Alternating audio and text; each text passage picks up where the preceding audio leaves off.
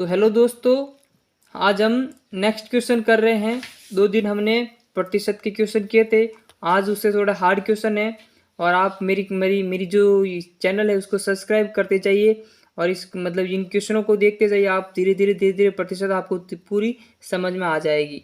तो चलो चलते हैं। आज का जो पहला क्वेश्चन है वह है कि जब किसी संख्या का 40% 42 में जोड़ा जाता है तो वही संख्या प्राप्त होती है। तो वह संख्या क्या है? अब इस क्वेश्चन में क्या पूछा है कि किसी संख्या का 40% 42 में जोड़ा जाता है तो वही संख्या प्राप्त होती है। तो वह संख्या क्या है? तो अब इस क्वेश्चन को हल करते हैं। अपन क्या करते हैं? हल मानते हैं कि माना कि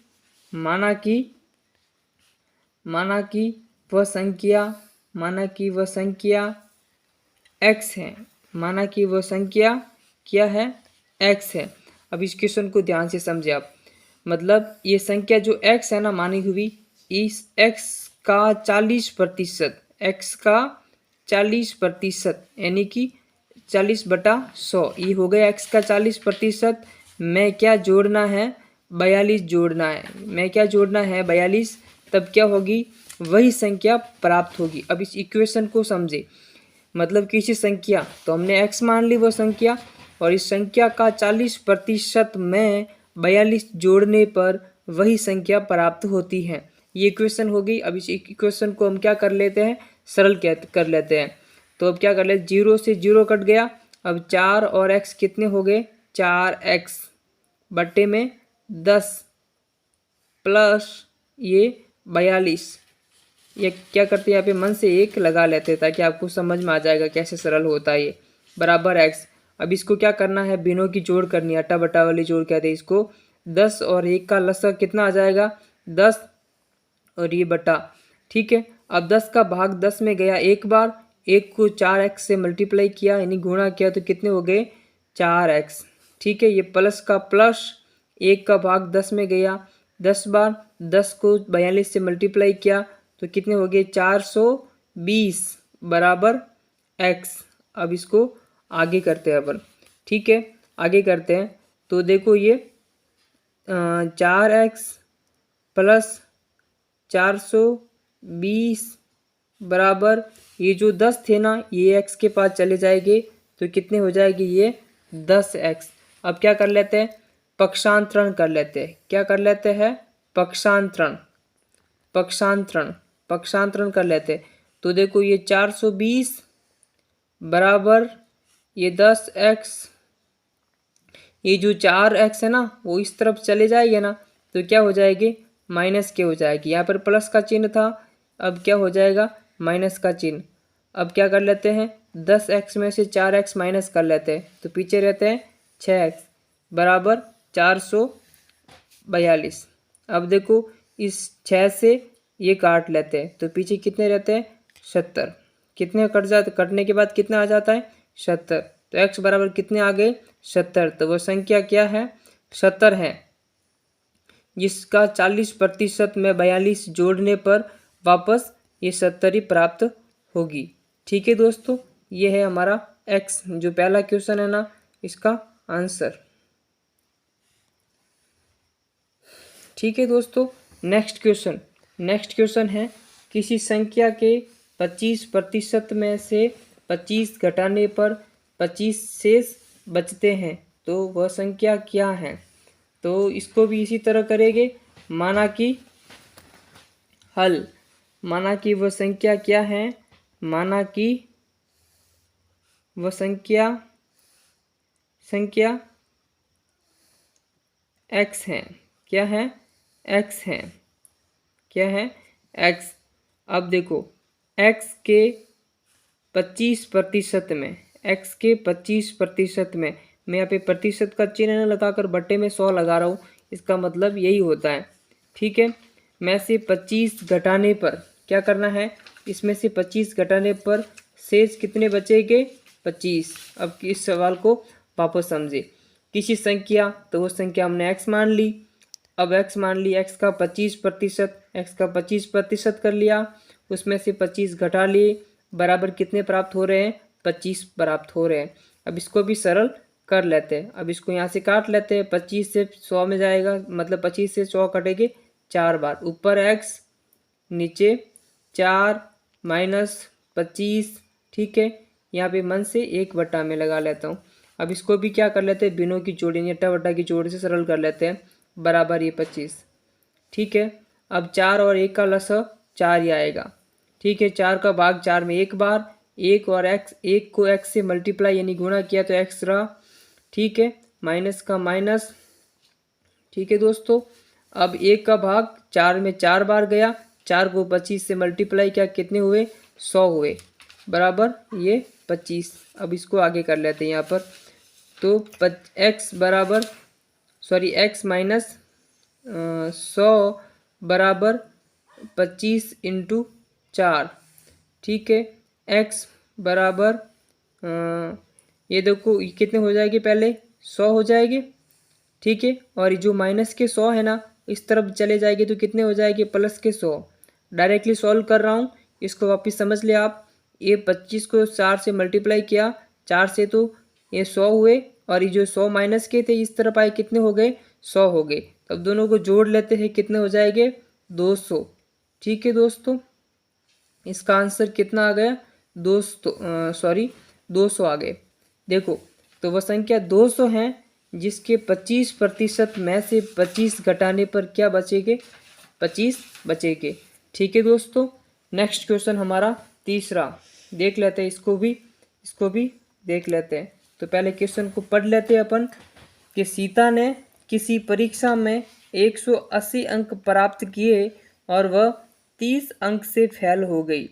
यदि परीक्षा का उत्तीर्णांक 30% हो तो परीक्षा का पूर्णांक यानी कि कुल अंक ज्ञात करना है। उत्तीर्णांक का मतलब होता है पासिंग मार्क्स। पासिंग मार्क्स यानी पास होने के लिए कितने अंक की जरूरत है। तो देखो दोस्तों, सबसे पहले ये देखते हैं कि सीता ने कितने अंक प्राप्त किए। प्राप्त कितने किए, यानी कि मैं डायरेक्ट लिख रहा हूँ प्राप्तांक। प्राप्तांक कितने हैं इस सीता के पास, 180। फेल कितने अंकों से हुई है, वो फेल हुई है 30 अंकों से। कितने अंकों से फेल हुई है, 30 अंकों से। और उत्तीर्णांक कितना चाहिए था, उत्तीर्णांक यानी कि पास होने के लिए उसे कितने प्रतिशत अंक की जरूरत थी, 30% अंकों की जरूरत थी। इस सवाल को समझे, यहाँ पर अंक दे रखा है, यहाँ पर प्रतिशत दे रखा है, परसेंटेज है, यहाँ पर परसेंटेज, यानी कि सीता ने 180 अंक प्राप्त किए और 30 अंक से फेल हो गई, जबकि उसे 30% अंक लाने थे। अब इस दोनों को जोड़ लेते हैं अपन। इस सवाल को समझिए ध्यान से। अगर इन दोनों को जोड़ लेंगे ना, इन दोनों को जोड़ने पर जो अंक आएंगे वो 30% के बराबर होंगे। तो इन दोनों को जोड़ते हैं, कितने हो जाते हैं, 210।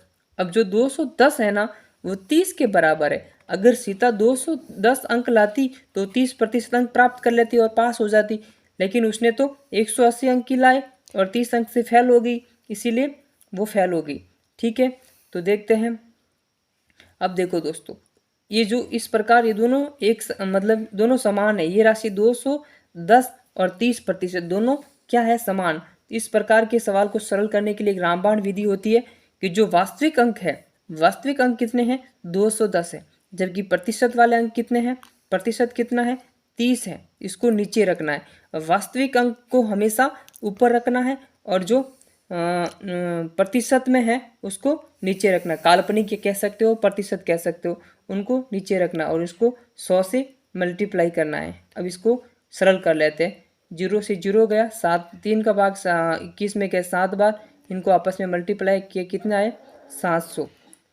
तो जो पूर्णांक थे उस परीक्षा का, वो पूर्णांक कितने थे, पूर्णांक थे 700। हाँ दोस्तों, तो इसका जो आंसर आया है वो कितना है, 700। कितना आया है, 700। मैं आशा करता हूँ कि आपको ये सवाल बहुत ही अच्छी तरह से समझ में आया होगा।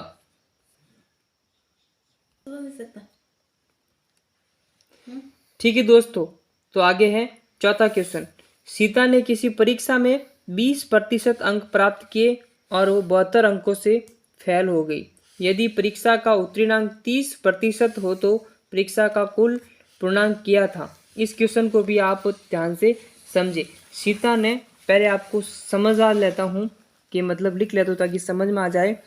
प्राप्तांक प्रतिशत कितना है उसका, प्राप्तांक प्रतिशत है 20%। ठीक है दोस्तों।